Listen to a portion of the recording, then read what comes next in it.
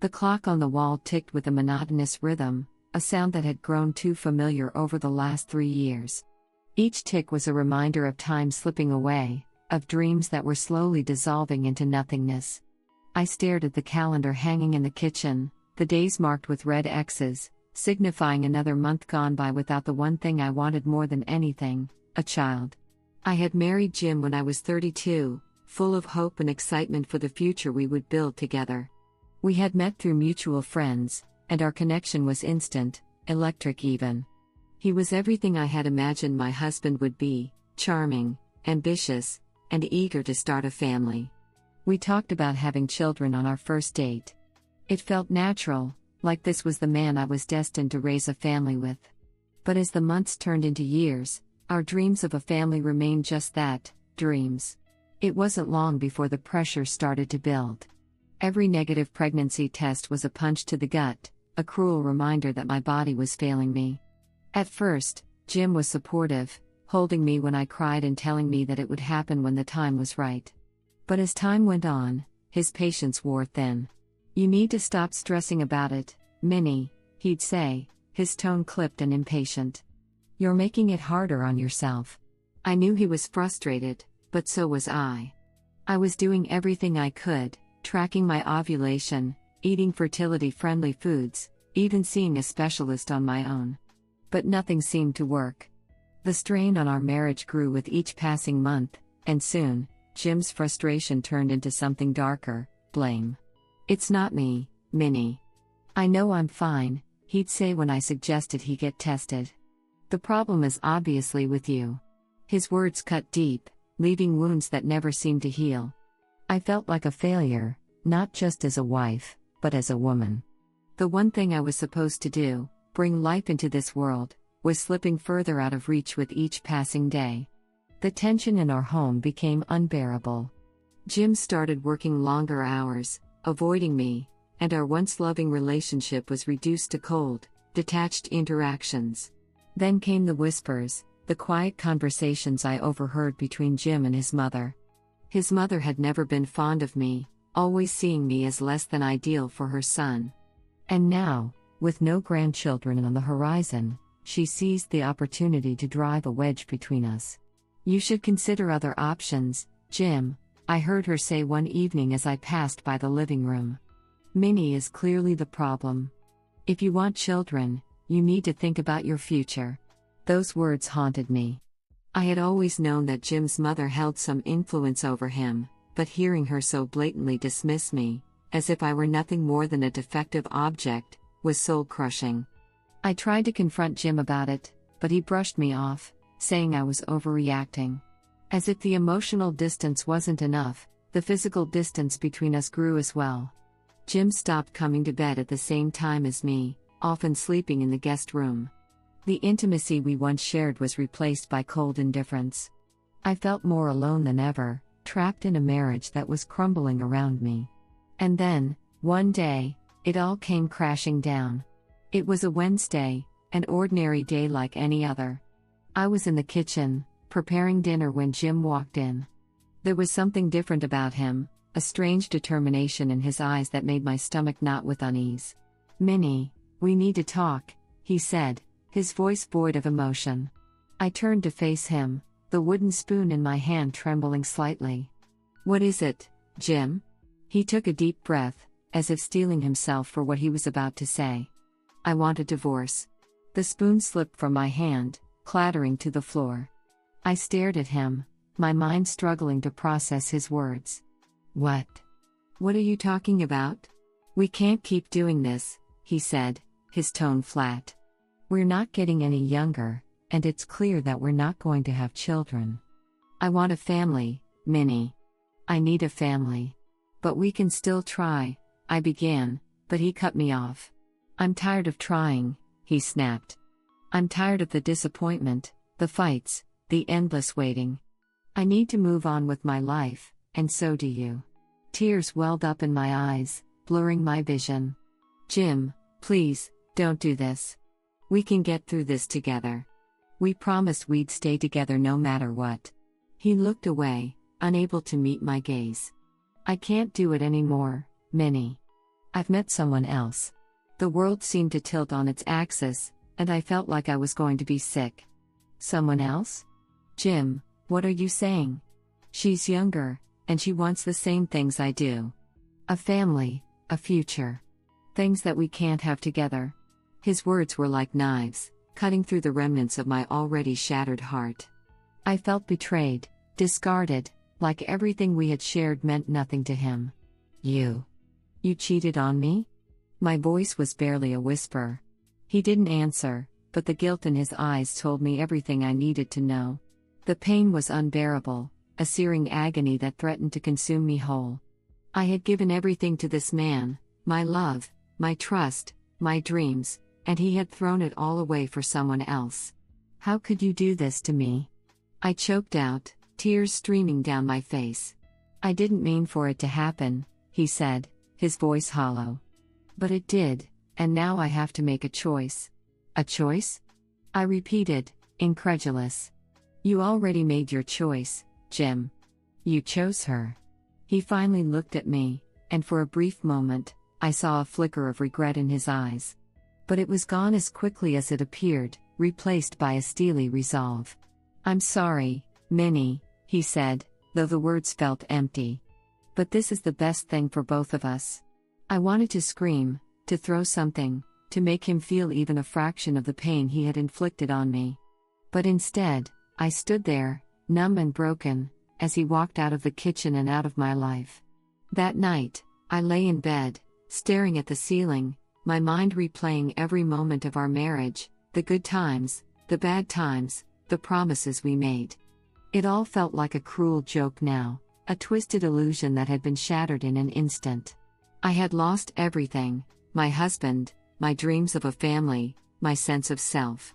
The future that had once seemed so bright was now a void, a dark, empty chasm that threatened to swallow me whole. But even in the depths of my despair, a small, flickering ember of strength remained. I didn't know what the future held, but I knew one thing for certain: I wouldn't let this be the end of my story. As the first light of dawn broke through the window, I made a vow to myself. I would rebuild my life, piece by piece, no matter how long it took. And one day, I would find happiness again, whether or not it included the dreams I once held so dear. With that promise in my heart, I closed my eyes, letting the tears flow freely, knowing that this was the beginning of a new chapter in my life, one that I would write on my own terms. The days that followed Jim's departure were some of the hardest I had ever faced. The house felt unbearably empty, the silence echoing through the halls like a constant reminder of everything I had lost. I busied myself with the mundane tasks of daily life, anything to keep my mind occupied and prevent it from wandering back to the pain that threatened to overwhelm me. Friends and family reached out, offering their support, but I wasn't ready to talk about what had happened. I couldn't bear the pity in their eyes, the well-meaning platitudes that did nothing to ease the ache in my chest. So I retreated into myself, putting on a brave face and telling everyone that I was fine when, in reality, I was anything but. My days were a blur of work and sleepless nights, the weight of my grief pressing down on me like a heavy blanket. But amidst the darkness, there was a small, stubborn part of me that refused to give up. I had always been a fighter, and I knew that I couldn't let this heartbreak define me. One evening, as I sat on the couch, staring blankly at the television, my phone buzzed on the coffee table. I picked it up, expecting another message from a concerned friend, but instead, it was an email from a colleague at work. Hey Minnie, I know things have been tough for you lately, but I wanted to let you know about a new project at work. They're looking for someone to lead a team on a major campaign, and I think you'd be perfect for it. If you're interested, I can put in a good word for you. Let me know. I stared at the email for a long moment, my mind racing. It had been weeks since I had even thought about work, but the idea of throwing myself into something new, something that would challenge me and give me a sense of purpose, was suddenly incredibly appealing. I typed out a quick response, thanking my colleague for the opportunity and expressing my interest. As I hit send, a spark of excitement ignited within me. For the first time in what felt like forever, I had something to look forward to. The following Monday, I walked into the office with a renewed sense of determination. My boss called me into his office, and after a brief discussion, I was officially assigned to lead the new project. It was a high-stakes campaign for a major client, and I knew it would require all of my focus and energy. But that was exactly what I needed, a challenge to pour myself into, something to distract me from the pain that still lingered just beneath the surface. As the weeks passed, I threw myself into the work with everything I had. The project was demanding, but I thrived under the pressure. My team was supportive and talented, and together, we made significant progress. For the first time in months, I felt like I was regaining control of my life. But even as I found success at work, the nights were still difficult. I would lie in bed, staring at the empty space beside me, the memories of Jim and our life together creeping into my mind when I least expected it. The ache in my heart hadn't gone away, but I was learning to live with it, to push it aside and focus on the future. One evening, after a particularly long day at the office, I decided to stop by a new cafe that had recently opened near my apartment. I had heard good things about it from my coworkers, and I figured a change of scenery might do me some good. As I walked in, the warm, inviting atmosphere immediately put me at ease. The smell of freshly brewed coffee and the soft hum of conversation filled the air. I ordered a cup of tea and found a cozy spot by the window, watching the world go by outside as I sipped my drink. I was lost in thought, reflecting on how far I had come since the day Jim had walked out of my life when a voice interrupted my reverie. "Is this seat taken?" I looked up to see a man standing beside the table, a friendly smile on his face. He was tall, with dark hair and kind eyes that crinkled at the corners when he smiled. There was something familiar about him, though I couldn't quite place it. "Oh, no, please, go ahead," I replied, gesturing to the empty chair across from me. "Thanks," he said, setting down his coffee and taking a seat. "I hope I'm not interrupting you." "Not at all," I said, smiling back. "I was just enjoying some quiet time." He nodded, taking a sip of his coffee. "I come here often. It's a great place to unwind after a long day." "It is," I agreed, taking in the cozy surroundings. "It's my first time here, actually. I think I might make it a regular spot." He chuckled. "I don't blame you. The atmosphere is great, and the coffee is even better."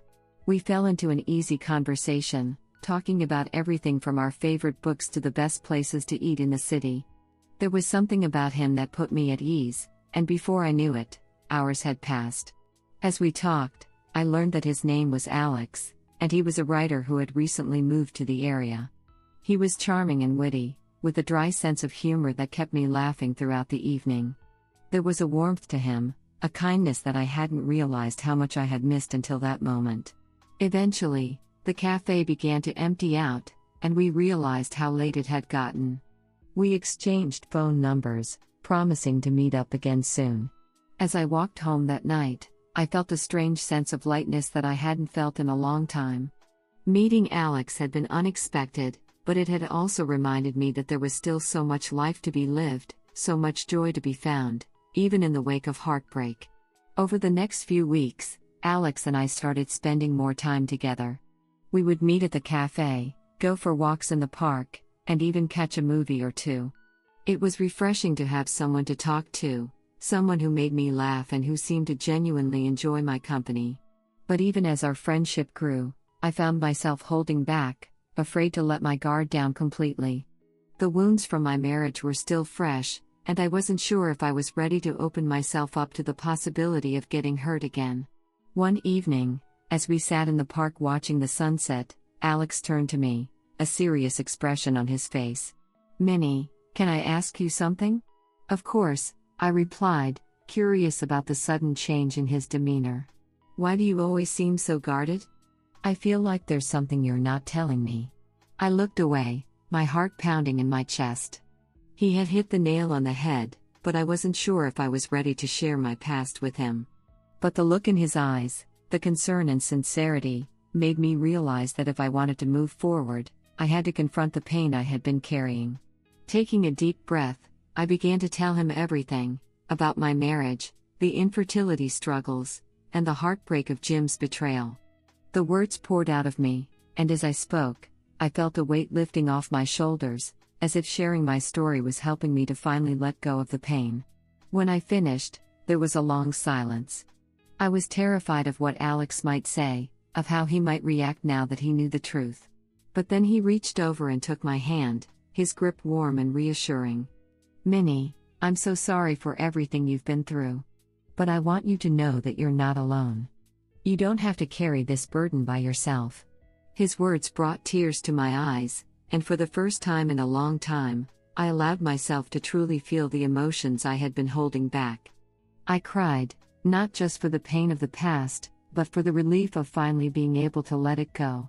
As the sun dipped below the horizon, casting the park in a warm, golden glow, I realized that this was the beginning of something new.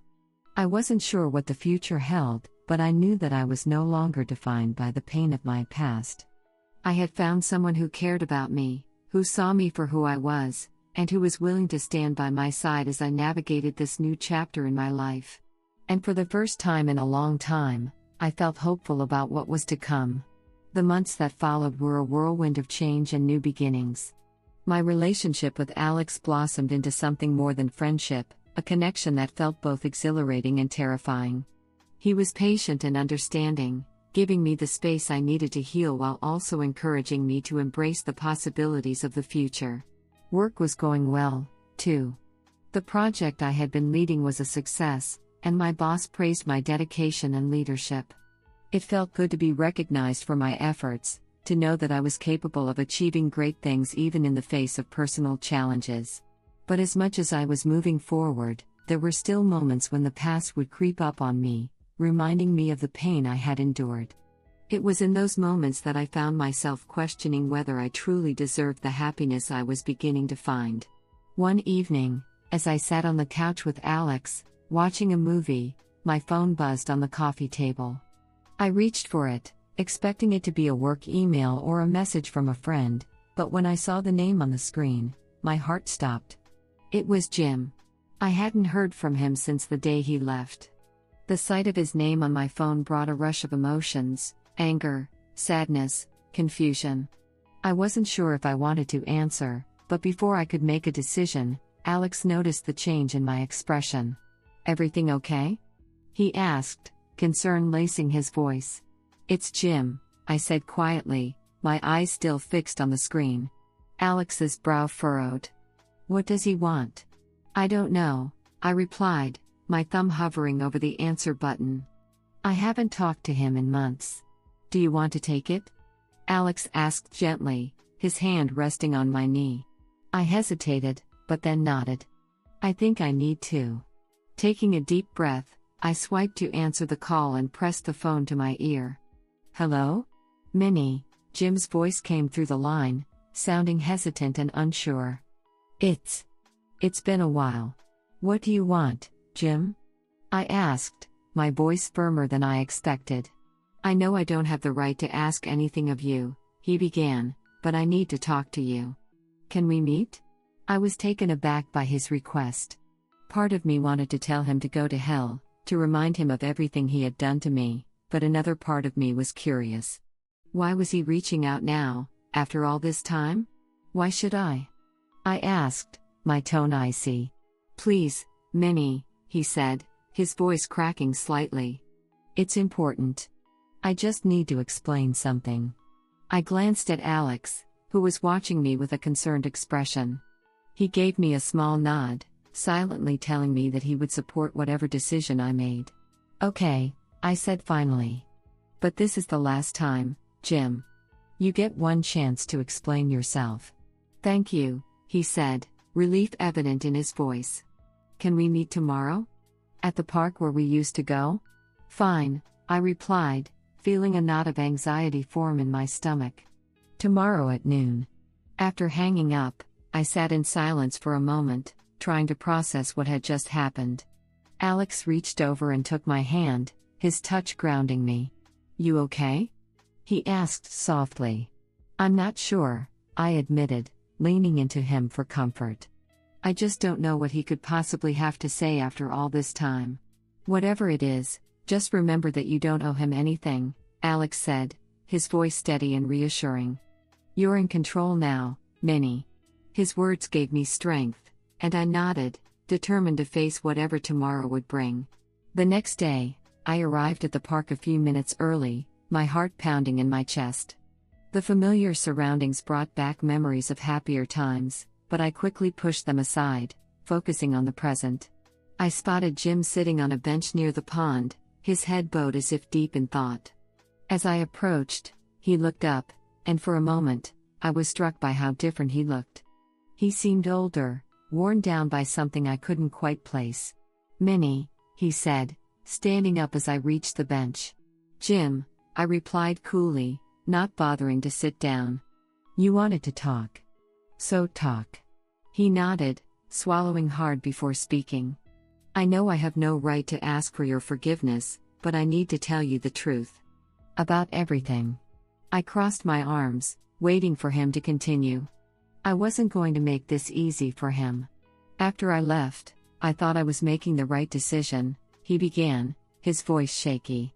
"I thought if I found someone else, someone younger, I could have the family I always wanted. But I was wrong."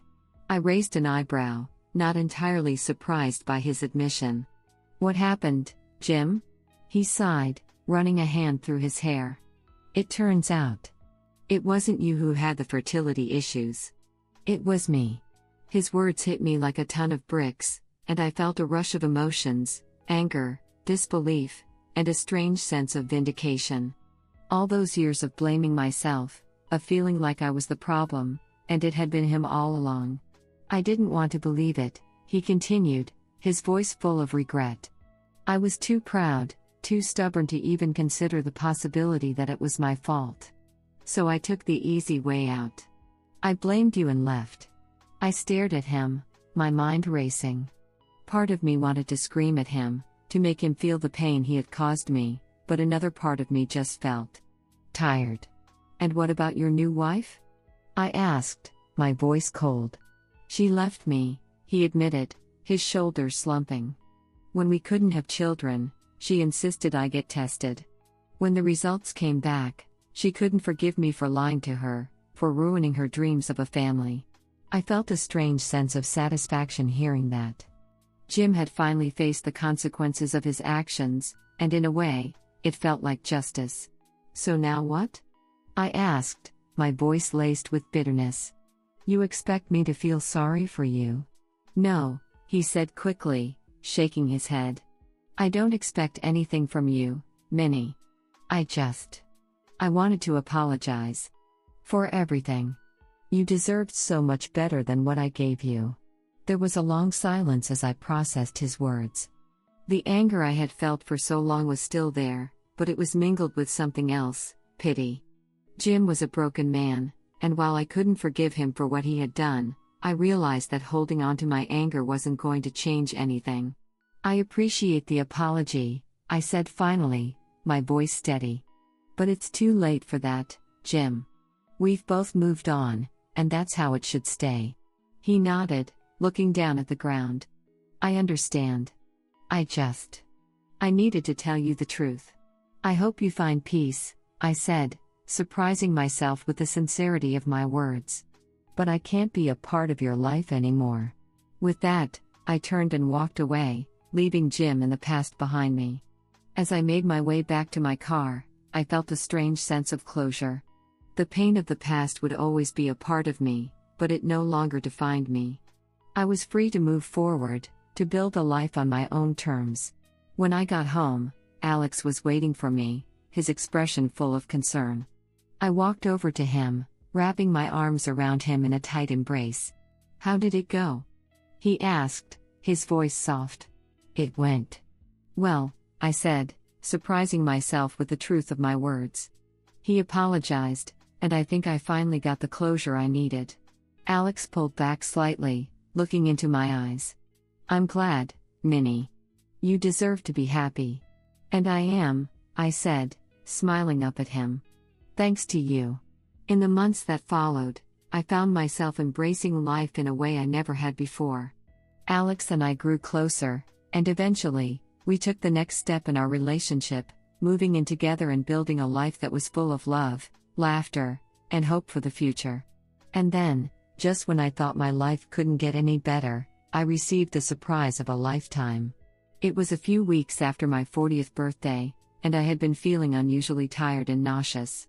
At first, I chalked it up to stress and overwork, but when the symptoms persisted, Alex suggested I see a doctor. I made an appointment, and after a series of tests, the doctor delivered the news that left me in complete shock. "Minnie," she said, a smile on her face, "you're pregnant. And it looks like you're having twins." I stared at her in disbelief, my mind struggling to process her words. Pregnant? Twins? After everything I had been through, after all the heartbreak and disappointment, I was finally going to have the family I had always dreamed of. When I told Alex, he was overjoyed, wrapping me in a tight embrace and promising to be there every step of the way. And true to his word, he was. 9 months later, I gave birth to 2 beautiful, healthy baby girls. Holding them in my arms for the first time, I felt a surge of love that was unlike anything I had ever experienced. They were my miracle, my second chance at happiness, and I knew I would do everything in my power to give them the life they deserved. As I looked down at my daughters, their tiny hands gripping my fingers, I realized that everything I had been through, the heartbreak, the pain, the struggles, had led me to this moment. I had found love, happiness, and the family I had always wanted, and I knew that I would cherish it for the rest of my life. And so, as I sat in the hospital room, surrounded by the people I loved, I felt a deep sense of peace. My story had taken unexpected twists and turns, but it had led me to a place of happiness and fulfillment that I had never thought possible. And for that, I was truly grateful. If you like this story, please subscribe, like, click the bell, and leave a comment. Thank you in advance.